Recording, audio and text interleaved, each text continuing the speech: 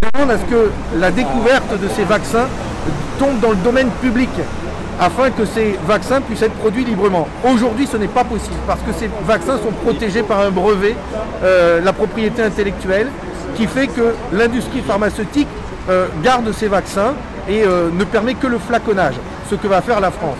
Et donc, pour pouvoir vacciner librement et largement dans tous les pays, il faut que ces vaccins tombent dans le domaine public. Donc, nous demandons à Pfizer de lever les brevets sur les vaccins. Et s'ils ne le font pas, nous demandons à la France et à l'Union européenne d'intervenir auprès de l'OMS, l'Organisation mondiale de la santé, qui, par son article 31, peut décider de lever ces brevets pour en faire une licence publique et permettre aux pays de produire librement ces vaccins. Et donc ça a déjà été fait par le passé et nous demandons que face à la pénurie mondiale de vaccins, cela puisse être fait ici en France. C'est un bien public le vaccin pour vous? Le vaccin doit être un bien public. D'abord parce que nous sommes face à une pandémie mondiale. Plus de 2 millions de personnes sont mortes, plus de 77 000 dans notre pays. Il y a urgence. C'est une course contre la mort que nous menons. Il faut produire rapidement des vaccins. Et ensuite, l'industrie pharmaceutique a touché des milliards d'euros d'argent public de tous les États du monde, que ce soit pour la recherche ou même pour augmenter leur capacité de production. C'est le cas notamment en Europe, où Ursula von der Leyen avoue ce matin dans une interview avoir versé 2,3 milliards d'euros à l'industrie pharmaceutique pour augmenter leur production, leur capacité de production. Donc nous sommes en droit de demander à cette industrie de libérer les brevets qui pèsent sur ces vaccins, de permettre d'en produire largement comme s'ils étaient des génériques, en échange bien sûr d'une indemnisation, et de permettre ainsi de pouvoir produire largement des vaccins en France, en Europe, pour nous, mais aussi pour tous les pays qui aujourd'hui en sont privés. Je pense notamment aux pays pauvres d'Afrique, d'Amérique latine, où ils ne sont pas prêts de voir la couleur du vaccin, eux. Et donc il y a un vrai combat à mener à l'échelle de la planète pour pouvoir nous protéger collectivement de ce virus. Et c'est un combat que nous allons mener aujourd'hui, mais dans les semaines et les mois qui viennent.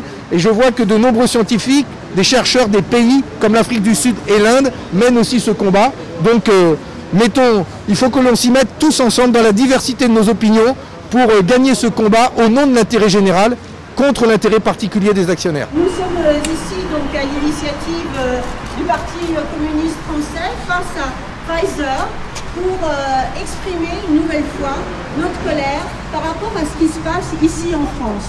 Je dois dire que c'est dans le prolongement de l'initiative qu'on a eue la semaine dernière devant un site de Gentilly à Sanofi, où nous étions nombreux à dénoncer ce que vous savez pertinemment, c'est-à-dire Sanofi qui licencie 1000 suppressions d'emplois, dont 400 chercheurs. Et on peut se demander dans le pays de Pasteur pourquoi aujourd'hui il n'y a pas de vaccin et de traitement français, pourquoi un grand laboratoire, un des plus grands au niveau européen et au niveau mondial, eh bien, prend autant de retard alors qu'il pressure ses salariés. Et les salariés sont présents, sont dans la lutte et ils dénoncent effectivement cette politique. Alors qu'est-ce qu'on dit aujourd'hui en étant devant Pfizer? Parce que Pfizer annonce aussi des retards. On voit que c'est un problème récurrent au niveau de l'Europe, mais c'est particulièrement prégnant au niveau de la France.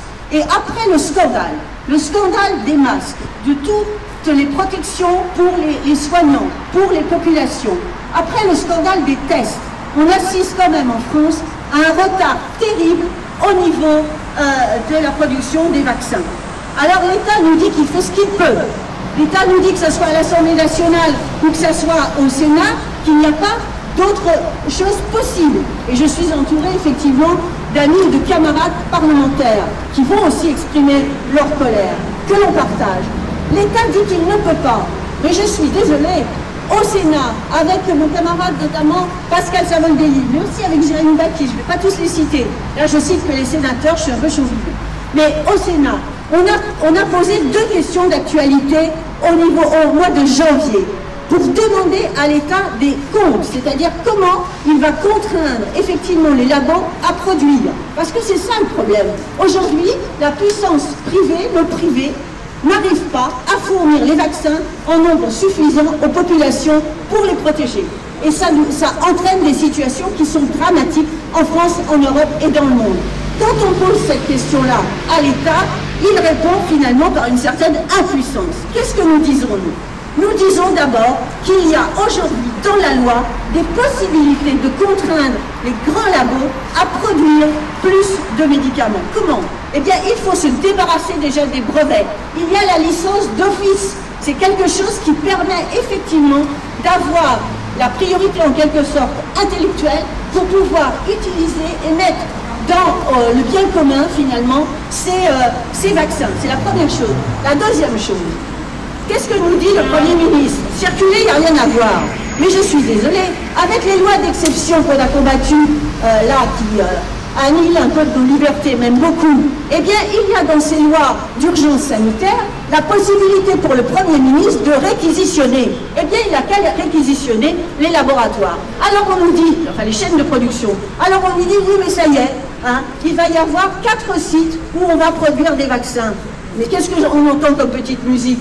On entend que finalement, eh bien, Sanofi va s'y mettre, bon gré mal gré, seulement cet été.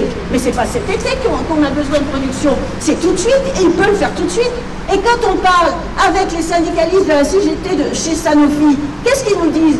Ils nous disent que le savoir-faire des salariés chez Sanofi vaut beaucoup mieux que seulement mettre finalement en flacon le produit qui a été trouvé chez Pfizer. Donc on se moque de nous. Et c'est ça que nous voulons dénoncer aujourd'hui. Nous avons besoin effectivement de mesures qui soient des mesures d'urgence pour protéger les populations et pour faire que les vaccins, ça soit un bien public. Ça n'est pas une marchandise, le médicament n'est pas une marchandise, la santé n'est pas une marchandise. Et c'est ce que nous disons aujourd'hui. Et c'est pourquoi je veux dire aussi que nous avons un autre moyen pour déjouer cette situation qui est dramatique, c'est un pôle public du médicament et de la recherche. C'est ce que nous portons au niveau du Sénat, c'est ce que nous portons au niveau de l'Assemblée nationale, et c'est très important qu'aujourd'hui le gouvernement entende cette revendication. C'est la possibilité pour qu'un pôle public puisse produire, fournir, distribuer des médicaments pour toutes et tous. Et c'est possible, ça existe dans d'autres pays, ça s'est fait au Brésil, ça se fait en Suisse, donc il y a d'autres exemples. Il y a au niveau de l'Afrique du Sud, par exemple, aussi ce genre de dispositif, notamment quand il a fallu faire face au VIH. Donc quand on veut, quand on en a la volonté politique, on peut. Eh bien les communistes aujourd'hui, les parlementaires, sénateurs, députés disent que c'est possible et il faut que le gouvernement réponde à nos revendications dans l'intérêt des populations, dans l'intérêt des salariés, parce que le vaccin, c'est un bien commun et il doit servir non seulement pour les pays européens, mais pour l'ensemble du monde. Parce que ce qu'on voit quand même, c'est qu'ils distribuent au niveau de l'Europe un certain nombre de vaccins, de doses, mais on oublie les pays pauvres et on les laisse de côté. C'est pour le monde entier, c'est pour toutes les femmes et pour les hommes. Voilà ce que je voulais dire. Très bien.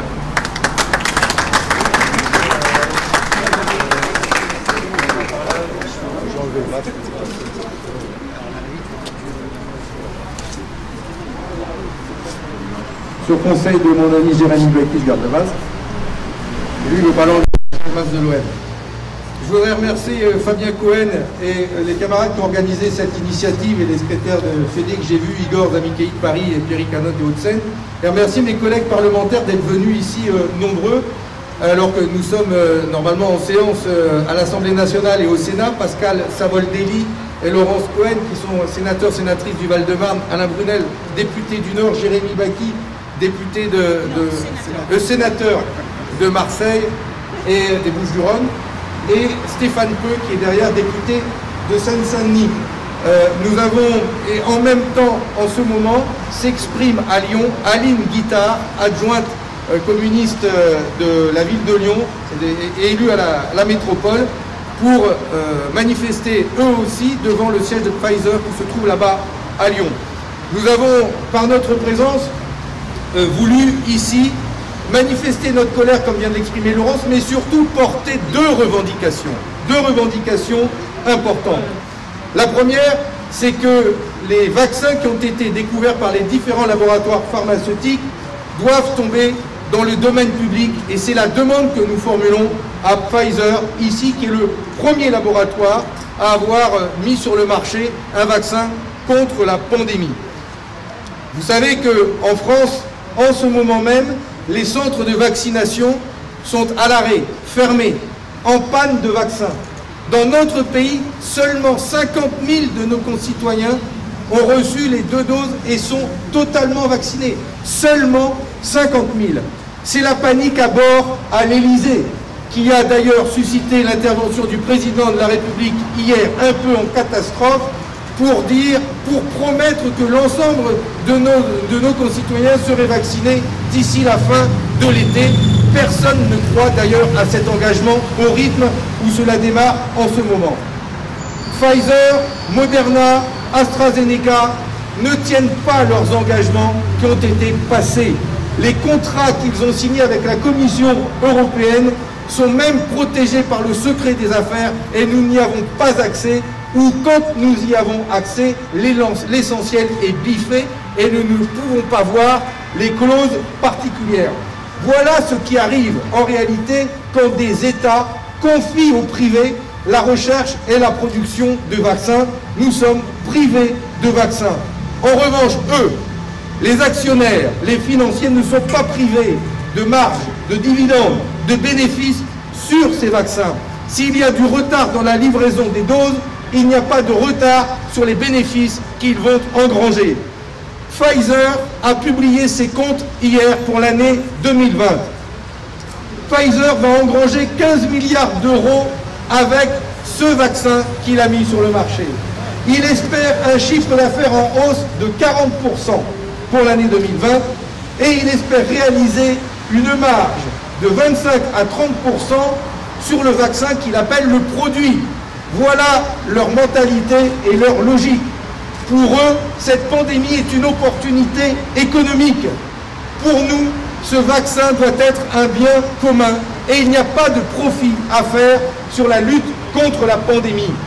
Quand le virus tue plus de 2 500 000 personnes dans le monde, quand dans notre pays, 77 238 de nos concitoyens en sont morts, et quand les pays pauvres n'ont qu'un vaccin pour 3 habitants, alors que les pays riches en ont 3 à 5 pour chaque habitant, vous voyez bien qu'il y a un beau combat à mener à l'échelle de la planète pour faire de ce vaccin un bien commun. C'est la raison pour laquelle nous demandons à Pfizer et au Big Pharma, ayant découvert un vaccin, de permettre à tous les pays de produire ces vaccins largement et rapidement en levant les brevets qui protègent ces vaccins. Ces vaccins doivent devenir des génériques, ils peuvent devenir des génériques. C'est possible de le faire, en échange d'ailleurs d'une indemnisation pour ces laboratoires. S'ils ne le font pas, et c'est la deuxième chose que nous demandons à la France et à l'Union européenne de se joindre à l'Inde et à l'Afrique du Sud pour demander à l'Organisation mondiale de la santé d'enclencher la procédure de licence publique au nom de l'article 31 de l'OMS qui oblige l'industrie pharmaceutique à délivrer la formule de leur vaccin aux pays qui les demandent. C'est une procédure d'urgence sanitaire inscrite dans la réglementation internationale et qui existe et qui peut être enclenchée quand il y a pénurie de médicaments ou pénurie de vaccins, ce qui est le cas en ce moment.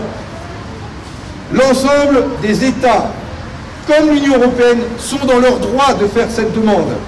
Ils nous représentent d'ailleurs, et c'est avec notre argent que ces vaccins ont été découverts. Au niveau mondial, 12 milliards d'euros ont été mobilisés pour la recherche des vaccins, dont 8 milliards d'euros d'argent public versés à ces entreprises, dont Pfizer.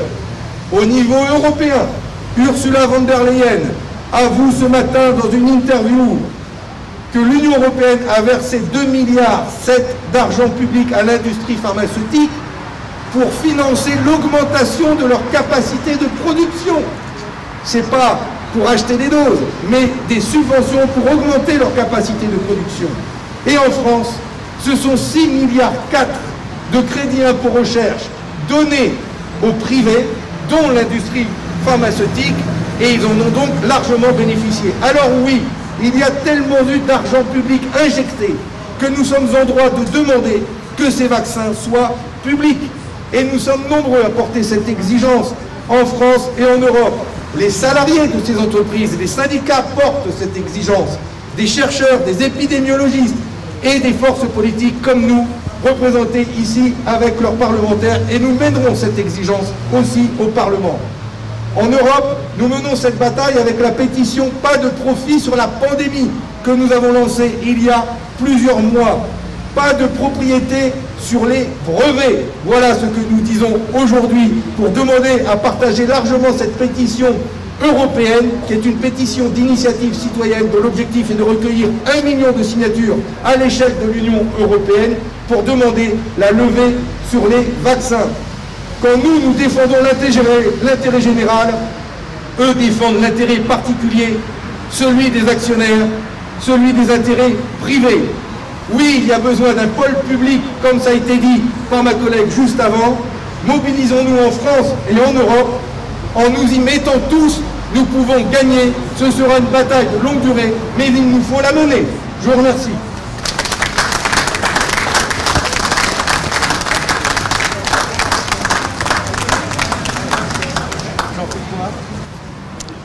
Voilà, on était en direct de Paris 14e arrondissement devant le siège de Pfizer. On peut vous montrer à nouveau peut-être le logo de l'entreprise Pfizer pour une demande qui a été faite pour la réquisition des brevets pour que le vaccin devienne un bien commun de l'humanité et qu'on puisse en France et ailleurs fabriquer les vaccins nécessaires pour tous ceux qui en ont besoin. Pas de propriété privée sur les brevets, vous le voyez. Donc n'hésitez pas à partager ce live, à le réécouter pour ceux qui sont arrivés en cours.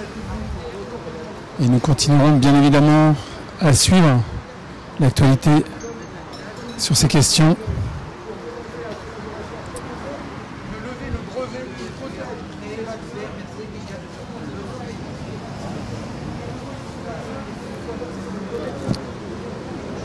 Et je vous invite aussi à lire l'UMA du jour, papier ou sur le net, où un grand dossier explique le fiasco des vaccins, les raisons du fiasco, et accompagne cette demande pour que les vaccins deviennent un bien commun de l'humanité.